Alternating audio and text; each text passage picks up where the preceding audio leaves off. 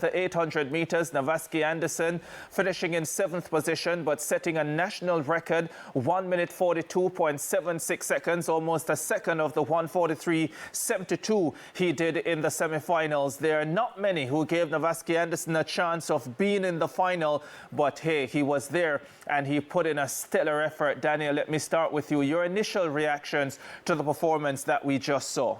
Oh, I'm still on a high from that run from Navasky.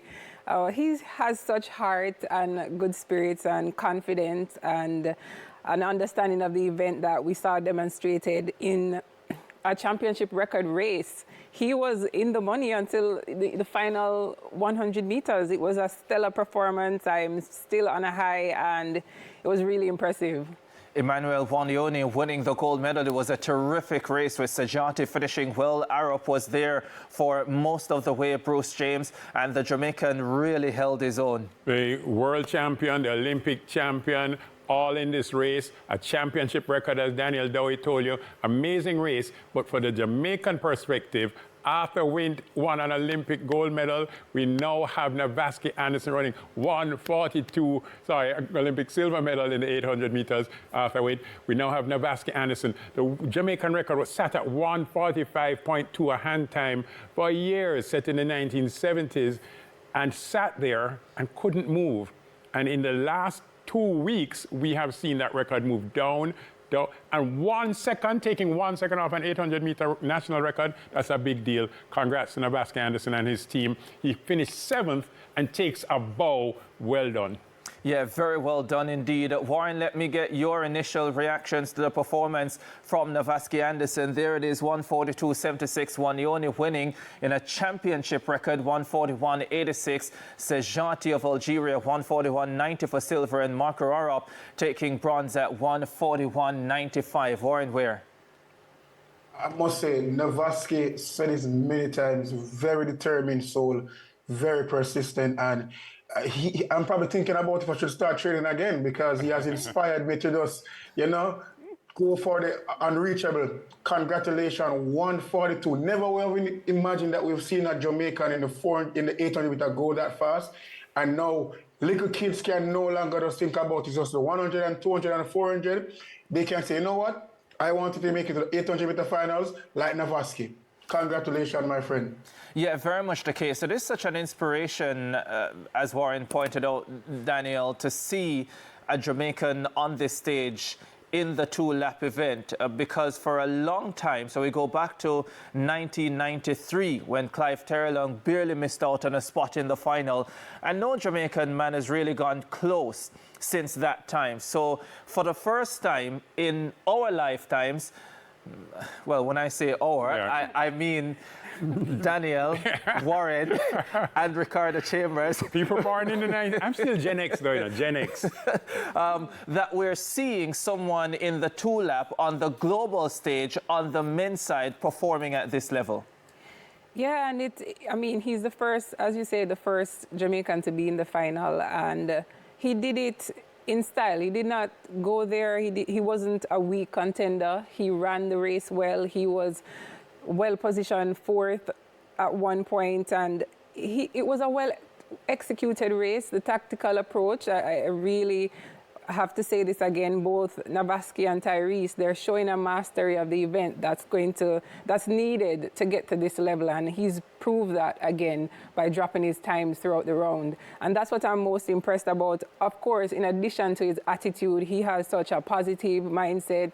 He's a fighter, and he believed in himself, and that showed with the performance today. He didn't doubt himself. He was confident, and he knew he had a chance, and he went for it and ended up with the national record as a result of that. How do you feel about the performance tactically?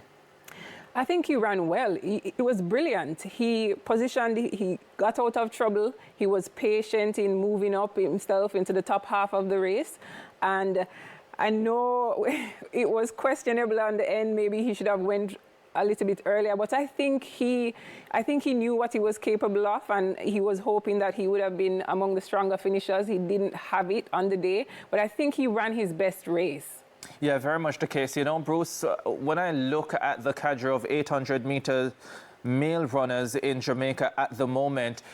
You think back to 7, 8 years ago, Navasky Anderson would not have been on the lips of anyone coming through the champ system, but there are other names, and names who are still on the fringes of breaking through. So you talk about Kimar Farquharson, Therese Roden, Rivalda Marshall, Tyrese Taylor, who was in the semi-final here. There are other Jamaican men who in the future, the near future, could break through and could be on this stage as well. Warren Ware thinks that he's inspired to get back into training.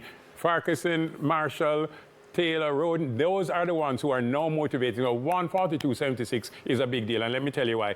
At the national championships here in Jamaica at the end of June, neither Tyrese Taylor nor Navasky Anderson had the qualifying standard, the automatic qualifying standard. They ended the championships as 145 runners, 1 minute 45. They went, they got to 144. They got to, in fact, not even Navasky did not get to 143 until he got to these national championships and until he got to these world championships. And in the final, takes 1 second off your PB. Nobody does that at this level. He just did. Yeah, it is absolutely fantastic. And when you consider as well that he didn't win the national title, second he to Tyrese. didn't win at the NACAC Championships. Off the podium. Off the podium, and to recover from all of that and still produce the type of performances that he's done here. I think it's critical for us to say, and we have said it on this set, so let's correct it. He no longer trains with Marco Arap of Canada, who came third in this. He no longer trains there, I understand. He has changed his training group and is in Baltimore. Yes. And so let's just make that clear. But he did train with Marco Arap for years, and he's now with a new training group. Amazing performance, and I think a lot of inspiration to go around for the Jamaican men in the 800. Yeah, Mission Run is the name of his training group in Baltimore. Quite an appropriate name, I would say, Mission Run, because he certainly came to the World Championships on a mission and he delivered in no uncertain manner. All right, do we have Navasky Anderson now speaking with Jermaine Brown? Okay, not quite yet, so we're standing by for the live reactions from Navasky Anderson. You can well imagine it might have taken him a little bit to get up to where Jermaine Brown is after that outstanding performance, but also knowing him, he is so full of energy and so full of life that he may well tell Jermaine, like he did at the end of the semi-final, that he is not tired at all. Warren, let me bring you back into the conversation and talk about the wider picture and the programs that have been put in place over the years. So for a long time, the feeling has been that Jamaican men can do well at 800 meters, and it just requires quality programs. We've seen the times improve at the high school level, and now we're seeing the difference as well at the senior level. And I just want to get back to just how critical it is that the start at the high school level is right, and that transitions to the senior level. Talk to us about that. Yeah, for years we have seen Jamaica produce a lot of stars who are at high school. We're talking about Campion, Tian O'Connor. We're talking about the JCs, the Calabars, the KCs. We're talking about the Belfields. We've always produced, but somehow we just didn't see them transition to that next level. It could be a case where most of those athletes went to college and stepped into other events as a 400 or the 4 hurdles. But when you have people like Navasky who are staying within that event and saying, listen, man, I love this, I'm going to do this, it's going to really, really impact the youths. And then they're going to find camps to make it work. So whether they stay in Jamaica and find a specialist or they go somewhere in the world and find, I think athletes are now going to search for a coach that can take them to that level in the distance. Yeah, all of a sudden I'm excited about the men's 800 final at the National Championships in 2026, and the main event for 2026 is the Commonwealth Games, but all these gentlemen will really be fighting for those 3 spots to get to Glasgow, Scotland. All right, we have Navasky Anderson. He's with Jermaine Brown. Let's get his reaction to his national record performance in the men's 800 meters final.